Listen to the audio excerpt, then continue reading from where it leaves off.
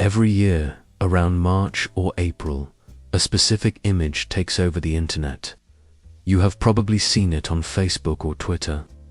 It usually shows a picture of a scary-looking ancient statue next to a chocolate bunny. The text reads something like this: "Did you know Easter is named after Ishtar, the Babylonian goddess of sex and war? Her symbols were the egg and the bunny. Constantine changed the name to trick you into worshipping her. Happy Ishtar Sunday." It is the ultimate gotcha moment for internet atheists and history conspiracy theorists. It argues that the holiest day in the Christian calendar, the resurrection of Jesus, is actually a repackaged undercover pagan sex festival.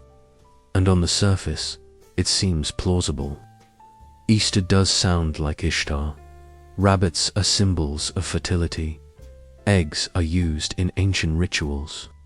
But if you take this meme to a linguist, a historian, or a theologian, they will probably scream.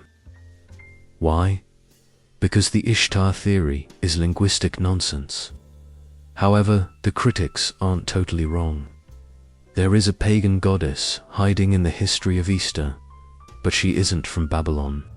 She is from England, and her name isn't Ishtar, it's Eosta, or Ishi. The truth is, the history of Easter is a massive linguistic detective story involving an 8th century monk, a misinterpretation of German folklore, and the strange biology of rabbits. Today, we are going to crack open the history of the holiday. We are going to separate the Babylonian memes from the Anglo-Saxon manuscripts to answer the question, is Easter a pagan goddess? Before we hunt for the goddess, we have to look at a map. The biggest flaw in the Easter is pagan theory is that it only works if you speak English or German. If you go to almost any other country on earth, the word for this holiday has absolutely nothing to do with Easter. French, Pax, Spanish Pascua, Italian, Pasqua, Russian, Pascha, Swedish, Pisk. All of these words come from the Hebrew word Pesach, which means Passover. For the vast majority of Christians, for the last 2,000 years, the holiday is not Easter. It is the Christian Passover. Early Christians viewed Jesus as the ultimate Passover lamb. He was crucified during the Jewish Passover. His resurrection was the passing over from death to life. So, the holiday itself is undeniably Jewish Christian in origin. It's not a Babylonian sex festival. If it were, the French and the Italians would be calling it Ishtar Day too. But we speak English, and in English, we don't call it Passover, we call it Easter. Why? Why are we the odd ones out? To find the origin of the word Easter, we have to travel to Northumbria, northern England, in the year 725 AD. We are looking for a monk named the Venerable Bede. He is the father of English history. In his book, The Reckoning of Time, De Temporum Ration, Bede tries to explain the Old English calendar to his readers. He notes that the month roughly corresponding to April was called Eosterminath in the old pagan dialect. And then he drops the bomb. He writes, Eosterminath has a name which is now translated Paschal month, and which was once called after a goddess of theirs named Eosta, in whose honor feasts were celebrated in that month. This is the only ancient reference to a goddess named Eosta, literally the only one. We have no statues of her, no carvings, no temples, no myths. Just one sentence from a monk writing hundreds of years after England had converted to Christianity. Because the evidence is so thin, some historians have argued that Bede made her up.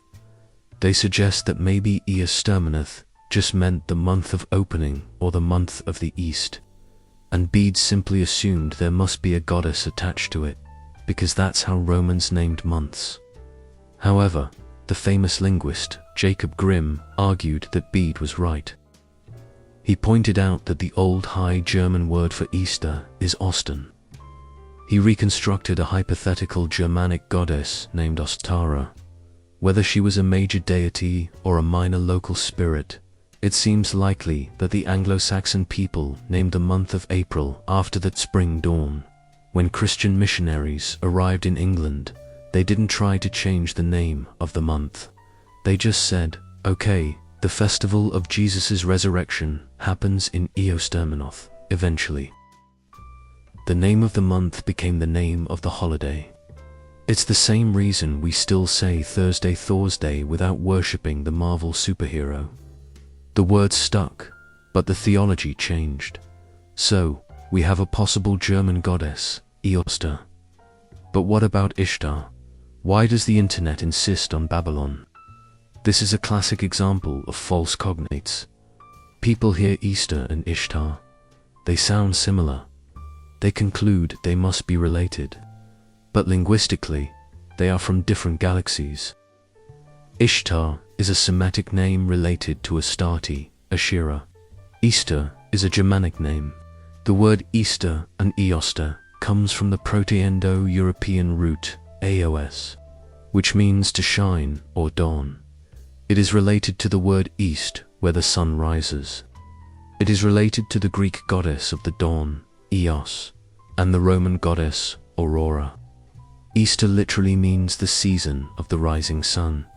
It makes perfect sense for a spring festival. The sun is returning. The darkness is ending. It fits the resurrection perfectly. There is zero etymological connection to the Babylonian Ishtar. It's just a coincidence of pronunciation. Furthermore, the symbols don't match. Ishtar's symbols were the lion and the star. She wasn't associated with bunnies or painted eggs. So, the meme is a triple fail. Wrong language, wrong geography, wrong symbols. But this brings us to the next problem. If Easter is about Jesus, why are we hunting for eggs and eating chocolate? Rabbits are these pagan symbols. The egg is a universal symbol of new life.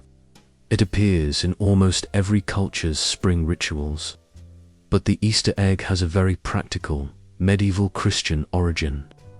During Lent, Christians practiced strict fasting. In the Middle Ages, this often meant giving up all animal products, including eggs. But chickens don't stop laying just because it's Lent.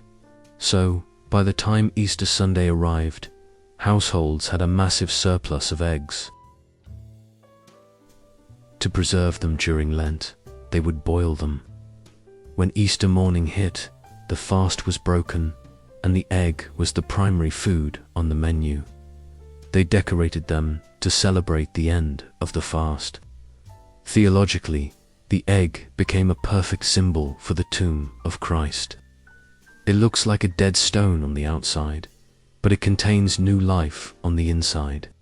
Cracking the egg is like rolling away the stone. The rabbit, this one is weirder. Rabbits and hares are notoriously fertile. Pagan fertility symbol? Maybe, but there is a bizarre Christian folklore origin too. Ancient naturalists like Pliny the Elder believed a biological myth. They thought hares could reproduce asexually without losing their virginity. Because of this bad biology, the rabbit became a medieval symbol for the Virgin Mary. You often see rabbits in Renaissance paintings of the Madonna and Child. But the Easter bunny who brings candy, that is a German Lutheran invention. In the 1600s, German Protestants invented the Osterhase Easter hare. He was a judge. He would evaluate whether children had been good or bad during Lent. If they were good, he left them colored eggs. German immigrants brought this tradition to Pennsylvania in the 1700s, and it eventually conquered American consumer culture. So, the bunny isn't a pagan god, he's a Lutheran Santa Claus. This leaves us with a nuanced reality. Is Easter pagan? The event resurrection is not. The name is not. The English name is likely derived from a dawn goddess. The symbols are a mix of practical fasting rules, medieval folklore, and universal spring imagery. This is what scholars call syncretism or enculturation. When Christianity moved into Europe, it didn't bulldoze the existing culture. It baptized it.